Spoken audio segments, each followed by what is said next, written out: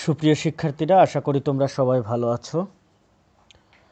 আজকের ক্লাসে তোমাদের স্বাগত। পূর্ববর্তী ক্লাসে যে বিষয়টি নিয়ে আলোচনা হয়েছিল, বিষয়টি তোমাদের নতুন সিলেবাসের বহির্ভূত ছিল। তোমাদের নতুন সিলেবাসটি গত সপ্তাহে নতুন করে দেওয়া হয়েছে। সেখানে তোমাদের কিছু গল্প এবং কবিতা কমানো হয়েছে। তোমরা জানো, তোমরা হয়তো ইতিমধ্যে জেনেছো যে তোমাদের বাংলা প্রথম পত্রের 12টি গল্প এবং 12টি গদ্য এবং 12টি কবিতা নিয়ে তোমাদের সিলেবাস নির্বাচিত। কিন্তু এই করোনা মহামারীর কারণে কিছু গদ্য এবং পদ্য তোমাদের এই সিলেবাস থেকেও কমানো হয়েছে। তাই নতুন সিলেবাসের আলোকে আমাদেরকে আবারও নতুন করে ক্লাস শুরু করতে হচ্ছে।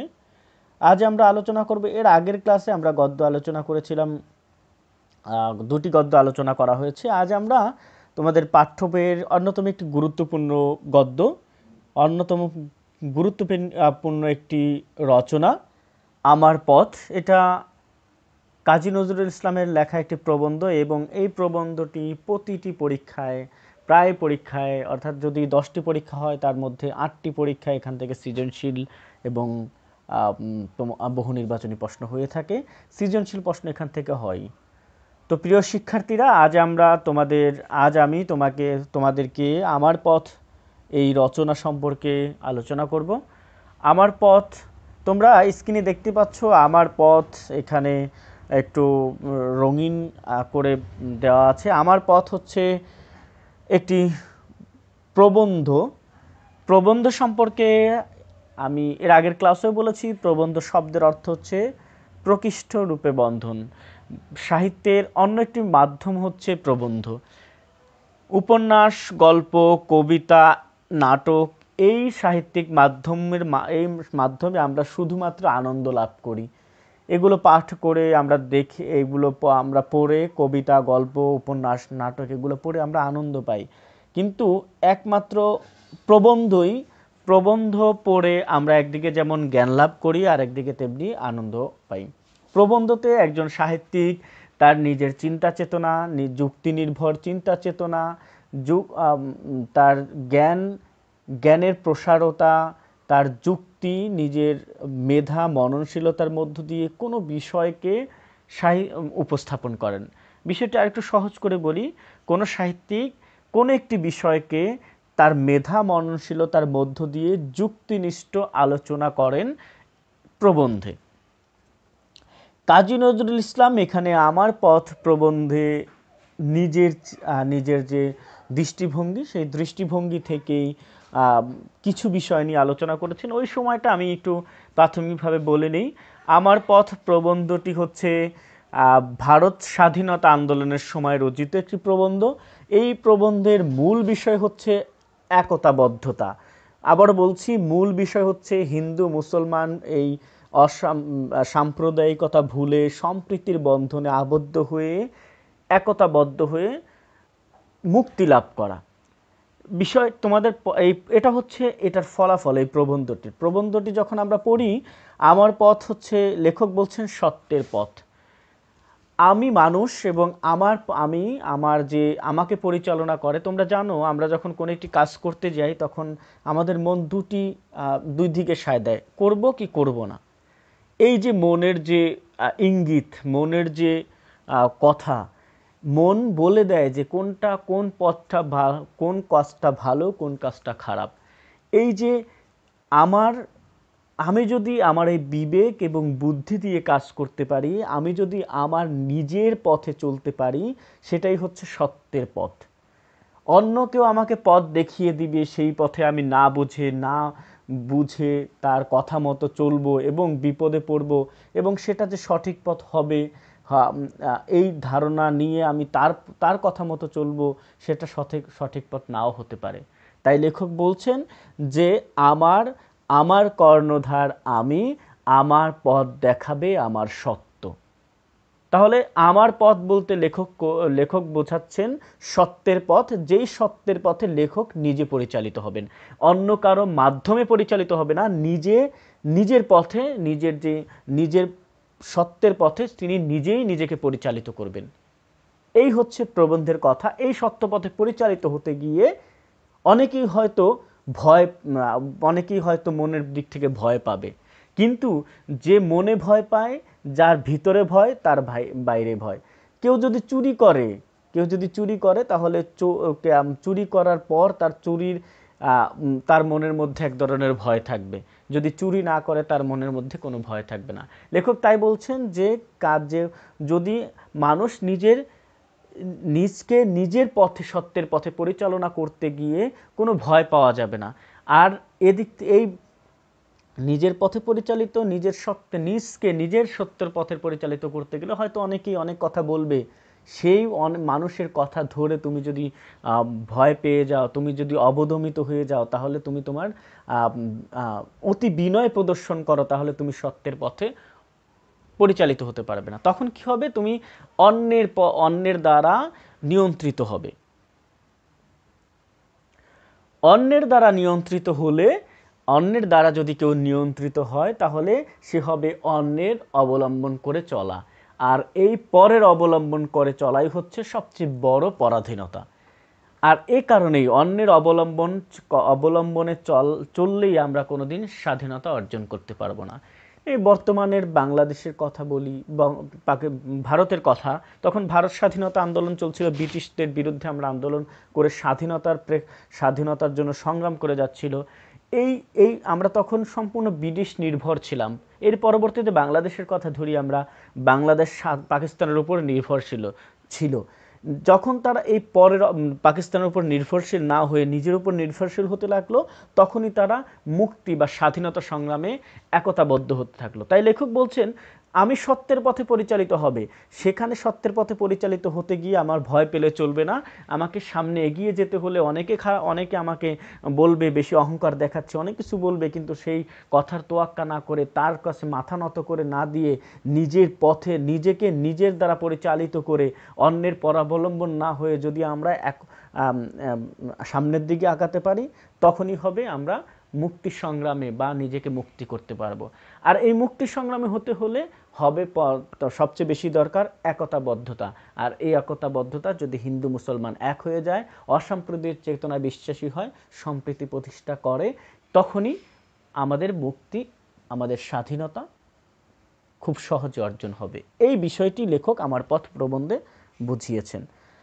প্রিয় শিক্ষার্থীরা, আমরা আমার পথ প্রবন্ধের পাঠ পরিচিতি আলোচনা করব। প্রবন্ধটি কাজী নজরুল ইসলামের রুদ্রমঙ্গল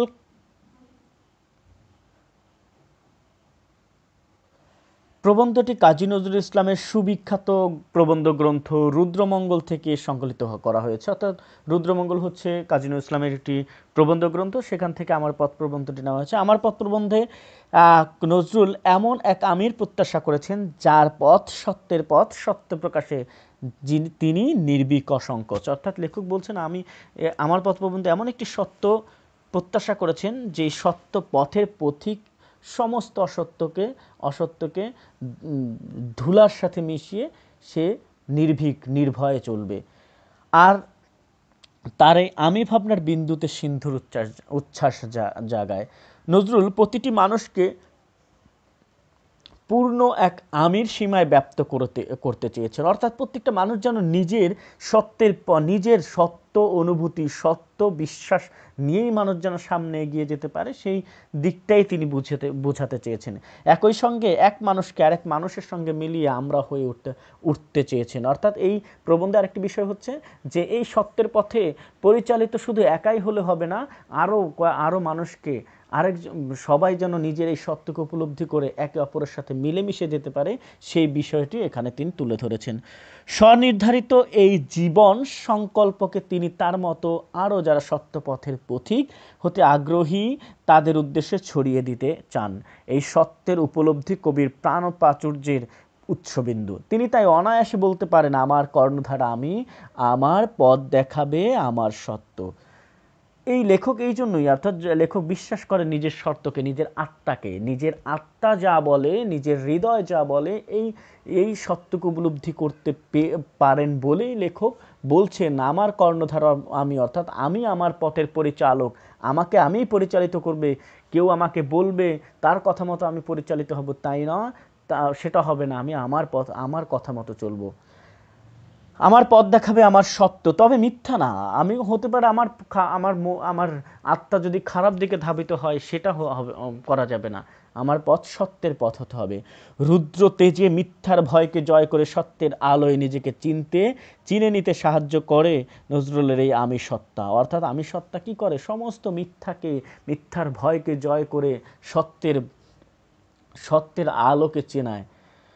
তার পথনির্দেশক সত্য অবিনয়কে মেনে নিতে পারে কিন্তু অন্যায়কে সহ্য করতে পারে না সমাজ। অর্থাৎ তার এই যে সত্তা, তার এই যে পথনির্দেশক যে সত্তা, আমি সত্তা, এই আত্মা, এই তার যে এটা হচ্ছে অবিনয়কে মানতে পারে, অহংকারকে মানতে পারে কিন্তু মিথ্যা অন্যায়কে মানতে পারে না।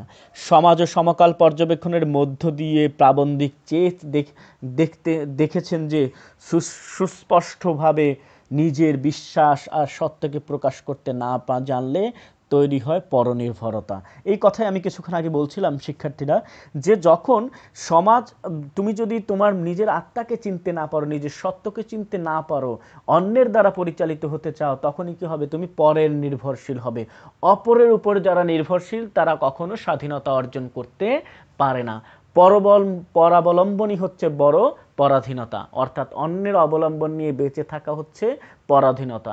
যে নিজেই স্বাবলম্বন, অর্থাৎ নিজের পরিচালক, সে হচ্ছে স্বাধীন।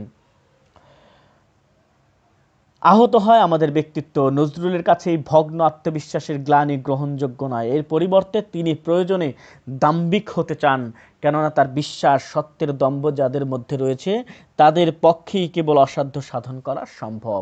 অর্থাৎ যারা পরাবলম্বন নয়, যাদের মধ্যে সত্যের দম্ভ রয়েছে, যাদের আত্মা সত্যের পথের পথিক, তারাই অসাধ্যকে সাধন করতে পারবে। অর্থাৎ তারাই মুক্তি লাভ করতে পারবে, তারাই স্বাধীনতা অর্জন করতে পারবে। নজরুল এই প্রবন্ধে দেখিয়েছেন তিনি ভুল করতে রাজি আছেন কিন্তু ভণ্ডামি করতে প্রস্তুত নয়। ভুল যেন তাকে ঠিক বলে চালিয়ে দেওয়ার কপটতা কিংবা যে তার দৃষ্টিতে ভণ্ডামি, এই ভুল ব্যক্তির হতে পারে, সমাজের হতে পারে, কিংবা হতে পারে কোনো প্রকার বিশ্বাসের। তবে তার যারই হোক বা আর যেমনই হোক, এর থেকে বেরিয়ে আসার নজরুলের একান্ত প্রত্যাশা। অর্থাৎ এই চলার পথে আমাদের অনেক ভুল হতে পারে, আমি যে সবটাই সঠিক তা নয়। এই ভুলটাকে ভুল বলে স্বীকার করে নিয়ে পথ চলতে হবে। যদি ভুলটাকে কেউ সত্য বলে পরিচালিত করতে চায়, সে হচ্ছে সবচেয়ে বড় ভণ্ড। সেটা নিজে হতে পারে, সমাজ হতে পারে, দেশ হতে পারে, সরকার হতে পারে। ভণ্ডকে ভণ্ড, সত্যকে সত্য, মিথ্যাকে মিথ্যা বলাই হচ্ছে বলার যে ইচ্ছা, বলার যে স্পৃহা, এই অসাধ্য সাধন করার প্রত্যাশাই হচ্ছে নজরুলের।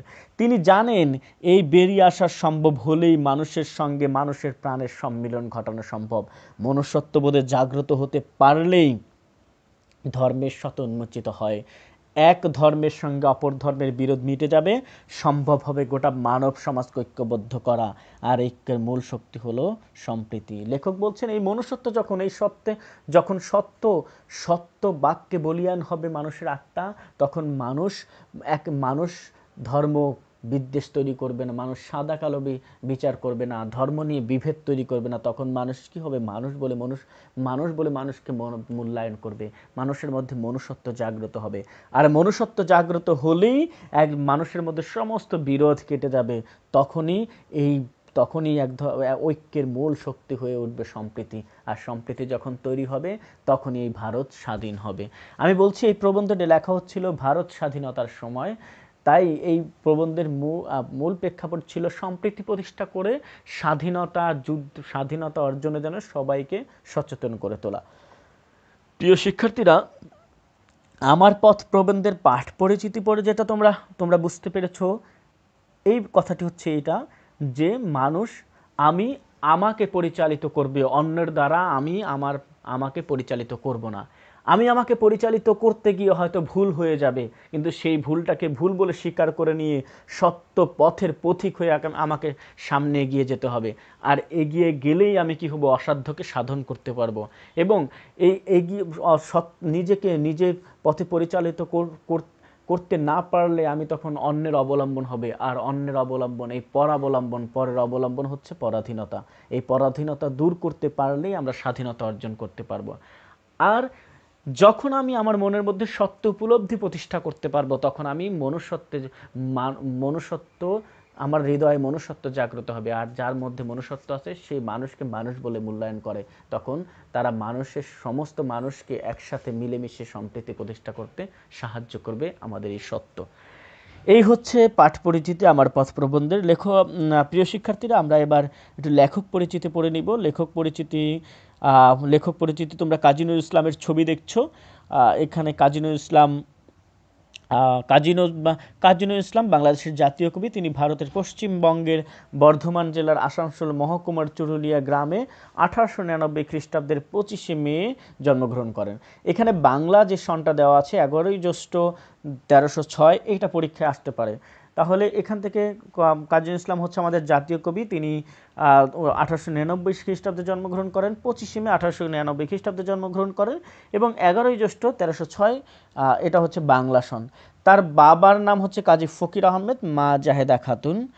সত্য প্রকাশের দুরন্ত সাহস নিয়ে নজরুল সকল অন্যায় ও শোষণের বিরুদ্ধে সোচ্চার ছিলেন সোচ্চার প্রতিবাদী। এজন্য তাকে বাংলা সাহিত্যের বিদ্রোহী কবি হিসেবে তিনি সমধিক পরিচিত।